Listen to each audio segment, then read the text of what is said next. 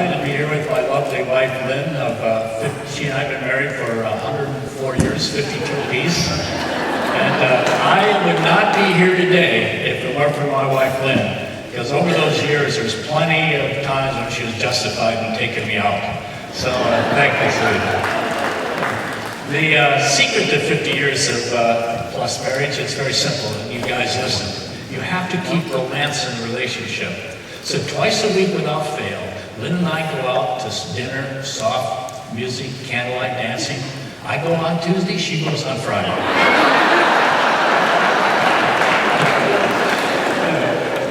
To move to a series, I'd like to talk about three basic things: stability, freedom messenger, and left, right. In the packet set, I hope you'll go to the booth, and we have all the explanation of how do we treat one another in the debate process more civilly so we don't break each other's legs and treat each other as if we're future members of one another's cabinets. So pick up the packet down at our booth, and there's free gift there, golf balls, whatever you want to take them all, because I don't want to have to ship them back. And we were going to put $10 bills in the packets, but we forgot, so sorry about that. So the stability issue is so important, and how do we as donors and people with have influence, when they go off the reservation, we encourage them, hey, you could have said that a little bit better, or here's what you really meant, and let's not attack one another as fellow candidates. Secondly, the freedom messenger is an attempt to get rid of demagoguery and deception and replace it with truth. For example, I've sat with 6 presidents of insurance companies and 5 governors at a meeting, and one of the presidents of the company, insurance company, big one, said, we have to do something about our healthcare system. This is before Obamacare was coming around, because we're 39th in the world. A lot of people bandied that around. You've probably heard it. Where did that number come from? Well, the actuality is it's a 1999 set of statistics that the United Nations released. And they had 5 criteria how you evaluate a healthcare plan. One was patient outcomes. The United States ranked first. Do you know how that was weighted? 12.5%. Everything else, including fairness of financing, where Colombia and some other country outpaced us, where all those other things are weighted 87.5%. So the more we can let people know truth that we do have a great healthcare system. And secondly, someone talks about the shrinking ice caps on the North Pole. Has anyone ever heard on these dissertations that the South Pole is probably at the record ice mass since 1979? And you can go on the National Aeronautical Space Agency website and view that. Then I'd like to see a show of hands. There was 80,000 kids arrived in August unaccompanied. How many saw that our federal government put out a request for proposal for escorts for those kids in January? Okay, so I'm surprised some of you didn't see it. But those are the kinds of things we want Freedom Messenger to do. So subscribe to the website, fosterfreeze.com, and we'll send you these periodical issues and hope you will send it to us. The $18 billion that Bank of America was a fine, where do you suppose it went? $18 billion fine. It went to successor organizations of Acorn. It went to La Raza, and it went to, quote, delinquent borrowers in Philadelphia, Chicago, and Oakland. Now, those are the kinds of things that the more we can get out, if we can get truth out, we win. So the whole secret is how do we all participate in getting that truth out? Now let's move to left, right, forward, march. Together we'll get there. And it's so exciting to see how our country has come together. We're sick and tired of the divisiveness. The Saul Alinsky's rules for radicals divide people, put rich against poor, black against white, straight against gay. And we are now come together as a nation like I've never seen it before. Example, on the video, on left, right, forward march, you can see Sheila Jackson Lee, who you know is one of the more liberal congresswomen from the Black District in Houston, promoting school choice on the same platform with Ted Cruz. We also have Laura Ingraham, who everybody knows is a conservative talk show host, but they maybe don't know she has 3 adopted children. She is paired up with Mary Landry, the former Liberal senator from Louisiana, who is the head of the 141-member adoption caucus in the House and Senate. They work together to promote a film called Stuck, which promotes international adoptions, which have gone from 22,000 a year to 5,000 a year in the last 5 years. Surprisingly enough, I just found out your own Bob Bonnerplatz here has developed a left-right-left connection in sorts with a woman named Donna Redwing, who is head of Iowa One, which I'm told is a gay lesbian group. And an amazing thing about that is they've become friends. And so Donna Redwing, after getting to know Bob, said, to her constituents, don't call these people bigots anymore. So an understanding came, because tolerance used to mean you believe one way, I believe the opposite, let's go play golf. Now tolerance has morphed. People have morphed the word tolerance, and you have to accept your values every bit as important as my values. So tolerance has lost its basic meaning. So to see that connection where Bob has a couple of Bible phrases. One is speak truth in love, and the other one, always consider other people more important than yourself. And we in the conservative community, social conservatives, have a way of tendency being inappropriate in terms of how we treat people who are of a different sexual orientation. And the reality is, we don't have any choice. Jesus mandates that we love others, everybody. And I think the more we can do that in a sense of love.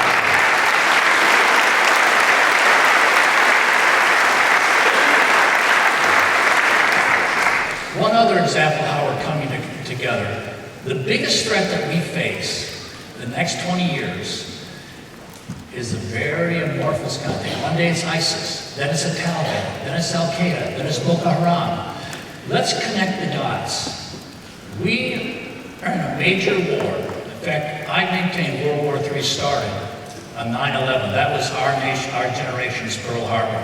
And we're at war with the global jihad movement. It connects all of them together. So when you talk about who is our enemy, it means war on terror. Who came up with that term, war on terror? Terror is a technique. It's not an enemy. In World War II, we didn't declare war against blitzkriegs.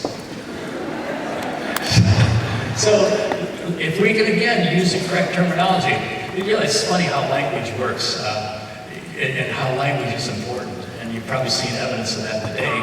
And there's these two Baptist pastors sitting in their lawn, church lawn, and they see these great big signs on the church lawn. It says, the end is near. So they're sipping an iced tea. Here comes a sport car whipping across down the road. And all of a sudden you hear a crash and a splash. And one pastor turns out, maybe we should put the bridges out.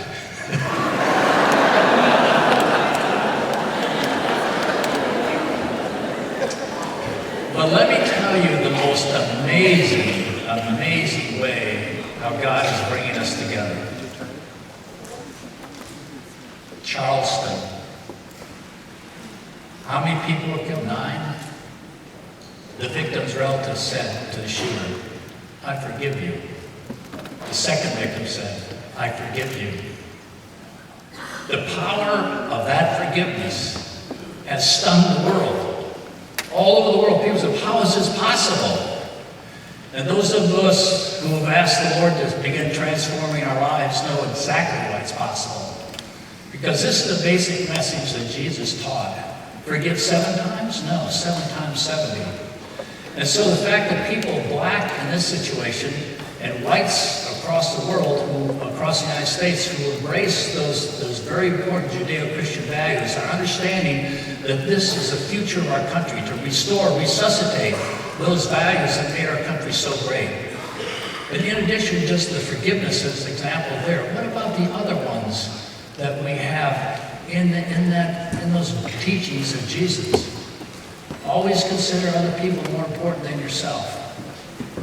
Remember what Franklin Delano Roosevelt said in 1933? We cannot take into account the progress we've made as a nation without giving due credit to the role the Bible has played in the formation of our republic.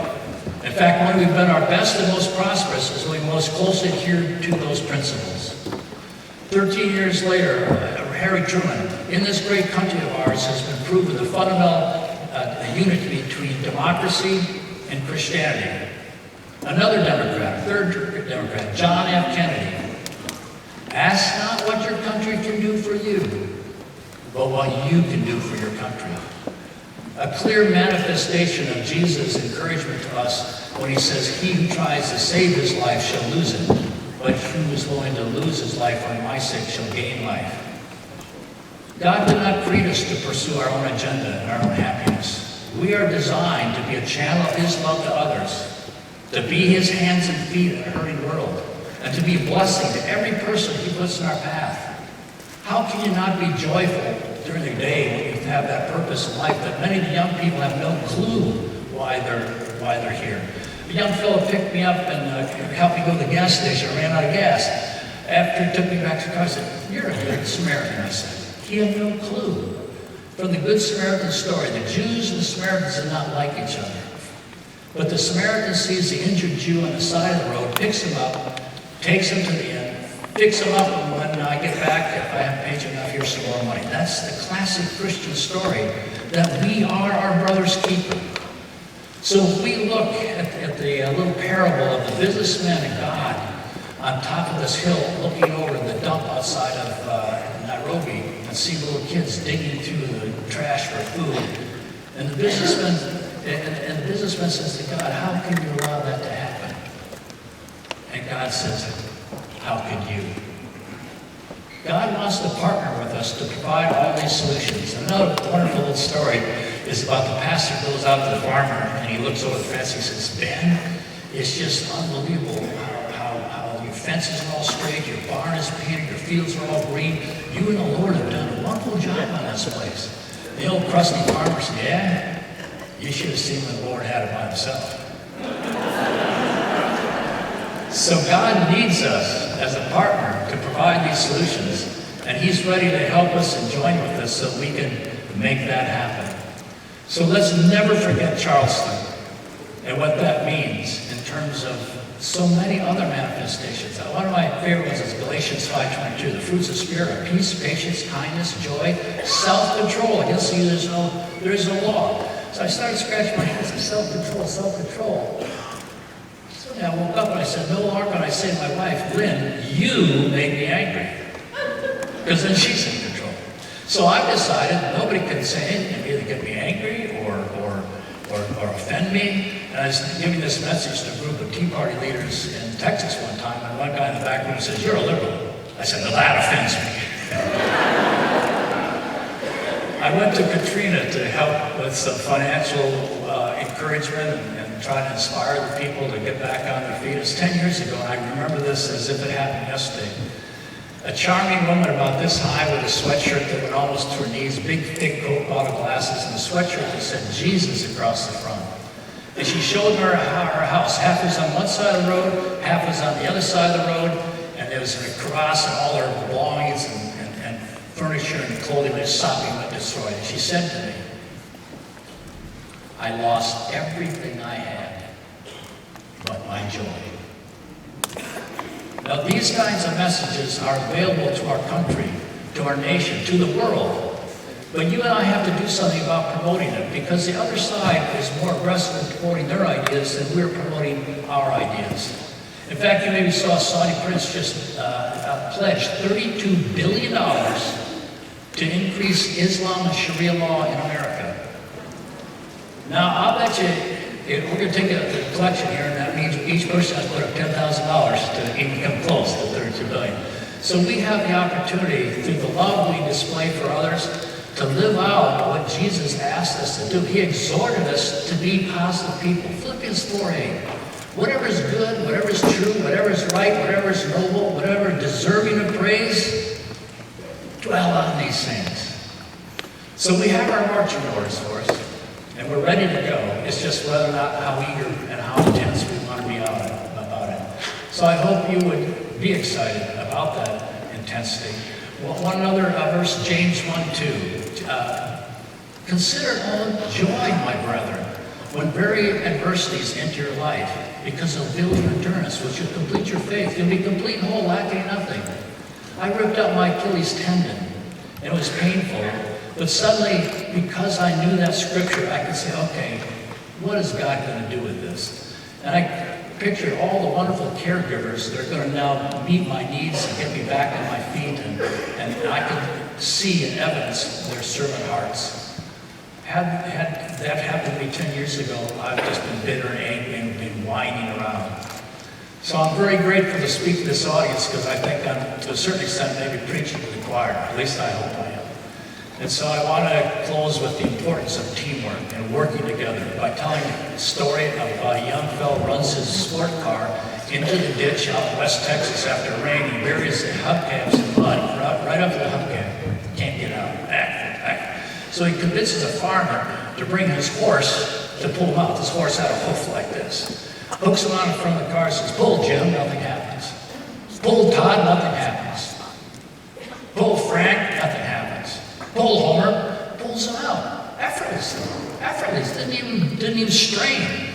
And so the young kid's, that's pretty impressive. Why do you have to call your horse 4 nays before he'll do anything? Well, I see some. Homer's blind. If he thought he was the only one pulling, he wouldn't give Dad. So let's all remember Homer, and remember when you're kind of in a tight spot and you need to sort of share that faith with another person who's maybe hurting. Sometimes it's just with a smile or buy a cup of coffee.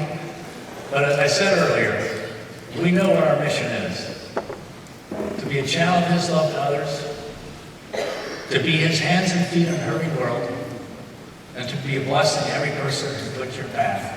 God bless you. God bless our Lord. God bless you.